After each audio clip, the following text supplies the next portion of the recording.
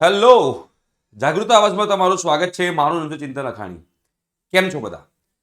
જે લોકો DD set 2025 આ વર્ષે एग्जाम આપવાના છે, जो लोग 2025 की डीडी सेट की एग्जाम इस बार देने वाले हैं, उनको पता होना चाहिए कि लास्ट ईयर का कट ऑफ कितना था, तो आपको कितने मार्क्स लाने पड़ेंगे. अगर आपने कोई कॉलेज टारगेट की, તમે કોઈ કોલેજ ટાર્ગેટ કરી હોય તો કેટલા માર્ક્સ લાવવા પડશે એ તમને ખબર હોવી જોઈએ.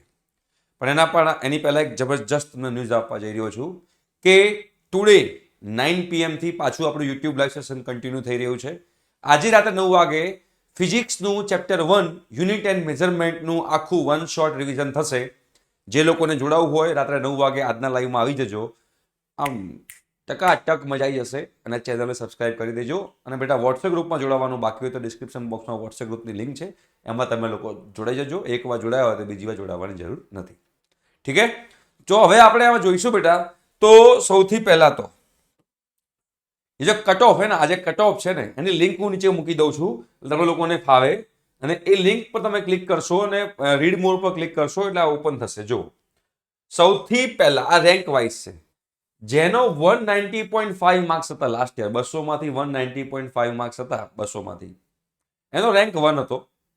અને ફર્સ્ટ રેન્કે એલડી ની અંદર ઇલેક્ટ્રિકલ એન્જિનિયરિંગ લીધું હતું. ફર્સ્ટ રેન્કે અહીંયા લખ્યું છે, જો first admitted DD CET marks 190.5, DD CET rank આ last admitted 149.5, DD CET rank 243. કહેવાનો મતલબ શું છે કે જે લોકોના 150 ની આજુબાજુ માર્ક્સ આવશે ને, એ લોકોનો 250 ની આજુબાજુ રેન્ક હશે. આ તમે જોઈ શકો છો 150 માં કે કયો રેન્ક આવે છે. ફર્સ્ટ એડમિટેડ અને લાસ્ટ એડમિટેડ એટલે શું? ફોર એક્ઝામ્પલ એલડી ની અંદર ઇલેક્ટ્રિકલ એન્જિનિયરિંગમાં 25 સીટો છે, 25 સીટ્સ છે.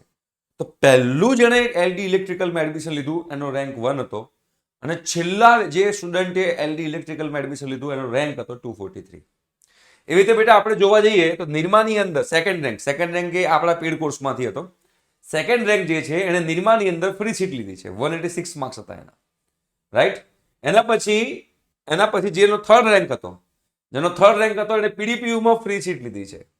જેનો ફોર્થ રેન્ક હતો, જો 466 માર્ક્સ 166 માર્ક પર 183 માર્ક્સ પર ફોર્થ રેન્ક આવ્યો હતો.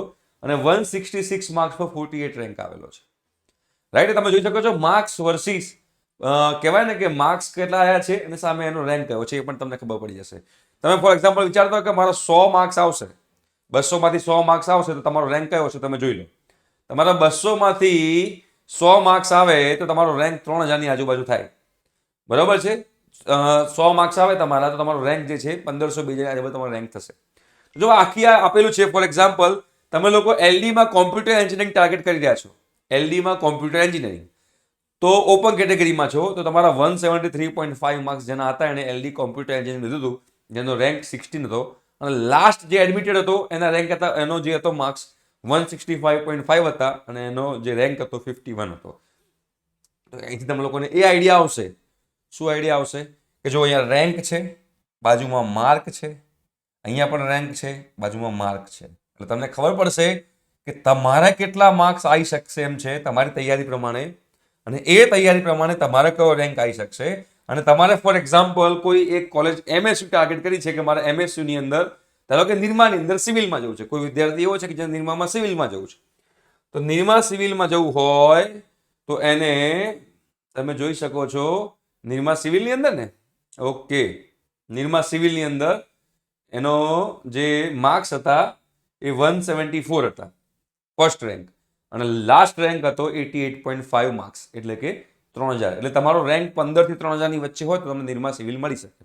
આ એક તમને લોકોને હું એપ્રોક્સિમેશન આઈડિયા આપી રહ્યો છું, તમને લોકોને આઈડિયા આવશે.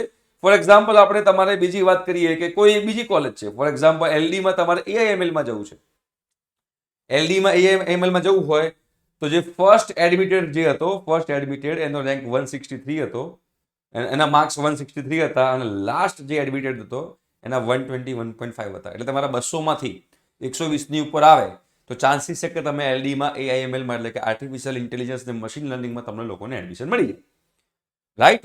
એટલે કેટલા માર્ક્સ સારા ગણાય તો મારા મુજબ 130-140 ની ઉપર માર્ક્સ લાવશો તો મારા મુજબ સારા ગણાશે.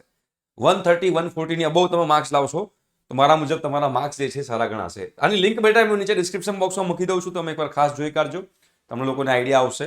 બરોબર છે, અને એ પ્રમાણે તમે લોકો ડીડી સેટની તૈયારી કરો. આજે રાત્રે 9 વાગે આપણે મળી રહ્યા છીએ, તો મિસ ના કરતા. ઠીક છે, thank you so much, by.